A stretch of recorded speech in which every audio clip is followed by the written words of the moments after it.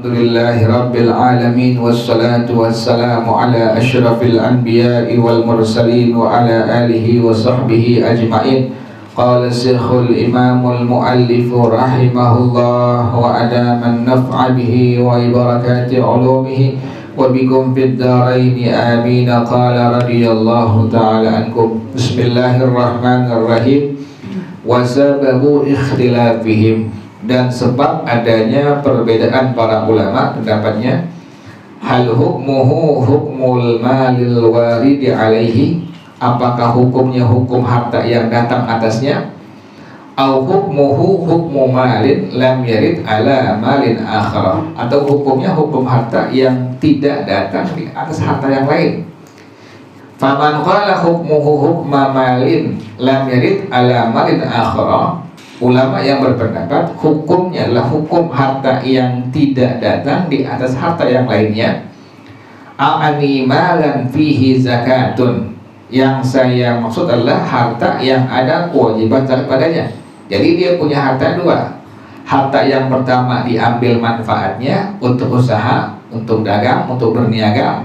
Harta yang satu yang dia punya, yang bukan buat dagang, tapi harta yang satu ini udah mencapai nisabnya, udah mencapai haulnya, wajib untuk zakatkan. Ini bagaimana hukumnya terhadap harta yang memang dipisahkan untuk sebagai usaha ide orang? Ini bagaimana hukumnya? Apakah ada kewajiban zakat padanya? Qala, maka ulama ini berpendapat la zakata fil faidati, tidak ada zakat pada harta yang diambil manfaatnya. Ini pendapat yang pertama ini. Yang pertama pendapatnya, kalau seandainya ada orang punya dua harta, harta yang pertama dipakai buat dagang, usaha, berniaga, harta yang kedua nggak dipakai apaan, disimpan sama dia, tapi udah mencapai nisab haulnya. Ini bagaimana dengan harta yang memang dipakai buat dagang, berusaha, diambil manfaat dari harta tersebut, apakah ada kewajiban zakat? Maka pendapat yang pertama, hukum dari harta yang hukumnya tidak datang atas harta yang lain tadi, mananya hartanya menyendiri. Ada harta A, ada harta B. Harta A nggak dipakai apa-apaan, harta B dipakai, diambil manfaatnya untuk berniaga, untuk berdagang. Harta yang A yang disimpan sudah mencapai nisab haulnya, wajib zakat. Sementara harta yang kedua bagaimana? Diambil manfaatnya, apakah ada kewajiban zakat? Maka pengarang rahimahullah dan mengatakan yang pertama pendapatnya la zakata fil faidati, tidak ada kewajiban zakat fil faidati, pada harta yang diambil faedah padanya. Wa man ja'ala hukmahu hukmal waridi alaihi wa annahu malun wahidun, dan ulama yang menjadikan harta yang dipakai yang diambil manfaatnya adalah harta yang memang datang atasnya, artinya digabung. Harta yang dia punya buat usaha satu, harta yang memang nggak dipakai usaha satu, dua itu. Wa annahu malun wahidun, ulama yang kedua berpendapat itu satu harta.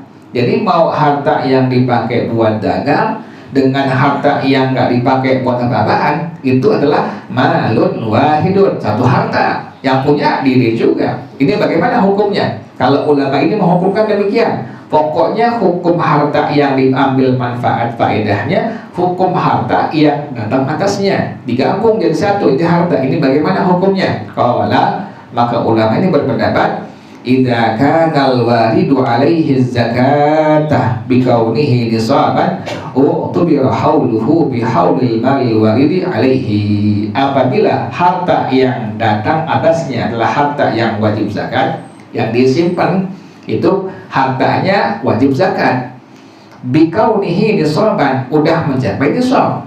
Yang dia punya harta dua, harta yang pertama, harta yang kedua, harta A, harta B. Harta yang dia simpan sudah mencapai nisabnya, sudah mencapai haulnya. Kemudian ada harta yang dipakai buat dagang, berusaha, buat berniaga.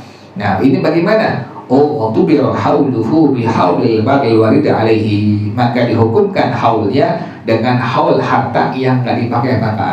Digabung mudah akhirnya tuh. Jadi harta yang dipakai buat dagang sama dia, harta yang disimpan sama dia, Kalau hartanya sudah mencapai nisab, sudah mencapai haul, maka digabung jadi satu, keluarkan zakatnya 1/40 atau 2,5%. Yang pertama enggak, yang pertama dipisah. Yang wajib dikeluarkan zakat hanya harta yang memang disimpan aja. Sementara harta yang diambil manfaatnya sama sekali tidak ada kewajiban untuk dikeluarkan zakatnya. Itu pendapat yang pertama. Kalau yang kedua enggak. Yang kedua, harta yang dipakai apa-apaan dengan harta yang dijadikan sebagai modal usaha, sebagai dagang, berniaga, itu digabung jadi satu. Antara harta yang dia punya yang disimpan dengan harta yang dipakai ambil manfaatnya untuk dagang berniaga jadi satu, haulnya satu, nisabnya kalau sudah mencapai nisab haul dikeluarkan zakatnya 1/40 atau 2,5%.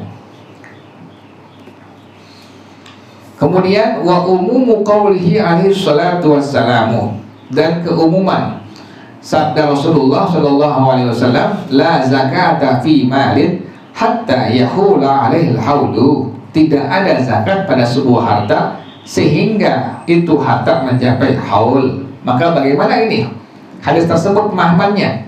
Yang tadi, alla yudhafa malun ila malin illa bidalilin, maka menghukumkan bahwasanya tidak disandarkan satu harta kepada harta yang lain kecuali dengan dalil yang tadi itu. Karena dalilnya ulama yang kedua berpendapat hartanya harta yang satu, mau harta yang disimpan atau harta yang dijadikan sebagai usaha-usaha dia, sebagai modal dia, sebagai dagang dia, usaha modal dia, usaha dia punya berniaga, berdagang, maka itu harta yang satu apabila sudah mencapai haulnya, sudah mencapai nisabnya, maka wajiblah zakat atasnya. Itu demikian dasarnya tadi keumuman sabda Rasulullah SAW, la zakata fi malin hatta yahula alaihi haulu, tidak ada kewajiban zakat pada sebuah harta sehingga mencapai haulnya. Jadi mau harta yang disimpankah atau harta yang dipakai buat dagang, yang diambil manfaatnya buat dagang, berusaha, maka kedua-duanya dihitung haulnya bareng, kemudian nisabnya bareng. Kalau sudah mencapai nisab, mencapai haul, maka wajib dikeluarkan 1/40-nya atau 2,5%. Itu pendapat yang kedua. Wa ka'anna Aba Hanifah i'tamada fi hada, dan seolah-olah Al-Imam Abu Hanifah radhiyallahu ta'ala anhu bersandar pada hadis ini qiyasan naqdi alal masyiyati, mengkias dinar dirham kepada binatang ternak. Jadi beliau Al-Imam Abu Hanifah radhiyallahu anhu mengkias antara an-naq adalah ad-dirham wa ad-dinar wa dirham, dinar dan dirham itu dengan binatang ternak. Jadi Imam Abu Hanifah mengkias antara dinar, dirham dengan binatang ternak. Wa min aslihi alladhi ya'tamiduhu fi hadzal babi annahu laisa min syartil hauli an yujadal malu nisaban fi jami' ajza'ihi bal an yujada nisaban fi tarafaihi faqat wa ba'da minhu fi kullihi. Dan dari asalnya yang beliau sandarkannya pada bab ini bahwasanya dia tidak termasuk syarat haul, yang apabila yang ditemukan harta sudah mencapai nisabnya pada semua bagian-bagiannya, bahkan adanya nisab pada dua sisi dari harta yang dia punya atau sebagian pada seluruhnya. Ini pendapat daripada Al-Imam Abu Hanifah radhiyallahu ta'ala. Fa indahu, maka menurut Al-Imam Abu Hanifah radhiyallahu anhu, annahu idza kana malun fi awal haul nisaban, kalau ada orang punya harta di awal haul sudah mencapai nisabnya, di awal haul sampai nisab, thumma halaka ba'du, kemudian hancur sebagiannya. Ini orang punya harta di haul yang pertama sudah mencapai nisabnya, kemudian sebagian hartanya misalnya hilang atau misalnya kecurian, pokoknya halaka, hancur binasa. Fasara aqalla min nisabin, tahu-tahu menjadi lebih kurang dari ukuran nisab. Ini bagaimana hukumnya? Tsumastafada malan fi akhir haul, kemudian diambil manfaat dari harta yang dia punya pada akhir haul. Sara bihi nisaban, kemudian mencapai lagi nisab. Jadi harta yang dia punya haul yang pertama udah mencapai nisab, tahu-taunya halaka, binasa, hancur, bisa hilang, bisa dicuri orang, dirampok orang, bisa kemalingan, bisa kebakaran, sehingga kurang dari ukuran nisab. Sisa harta yang dia punya diambil manfaatnya lagi, dibikin dagang, dibuat usaha, kemudian setelah haul yang berikutnya mencapai nisabnya, ini bagaimana hukumnya? Annahu tajibu fihi zakatu, wajiblah zakat orang tersebut. Jadi haul yang pertama, awal-awal pertama kali haul sudah mencapai nisab, hartanya kebakaran, kerampokan, kecurian, maka tidak ada kewajiban zakatnya. Pas dalam pertengahan haul, pengen ujung-ujung haul, diambil manfaat lagi dari harta yang dia punya, dibuat dagang lagi, dibuat usaha lagi, ada keuntungan mencapai nisab di akhir haul. Misalnya Ramadan tahun lalu sudah mencapai pertengahan bulan, di awal haul, kemudian sudah mencapai nisabnya. Pas masuk pertengahan tahun, kebakaran dia punya hartanya, atau kehilangan, atau kecurian, atau kerampokan, kurang dari ukuran nisab, kan nggak ada kewajiban zakat tuh, karena nisabnya udah berkurang.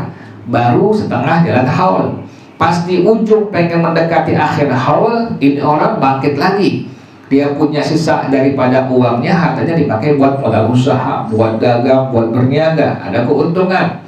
Di ujung akhir haul mencapai nisabnya, maka ini orang nanti wajib untuk mengeluarkan zakatnya. Itu demikian. Wa hadza indahu mawjudun fi hadzal mali, dan ini ada, haulnya ada, nisabnya ada pada harta ini. Kenapa demikian? Di annahu lam yastaghil haul, karena dia tidak menyempurnakan haulnya. Wa huwa fi jami' ajzaihi malun wahidun bi ainihi, dia pada semua bagian-bagiannya adalah seperti satu harta dengan materinya. Ini pendapat daripada Al-Imam Abu Hanifah radhiyallahu anhu, wallahu a'lam bishshawab.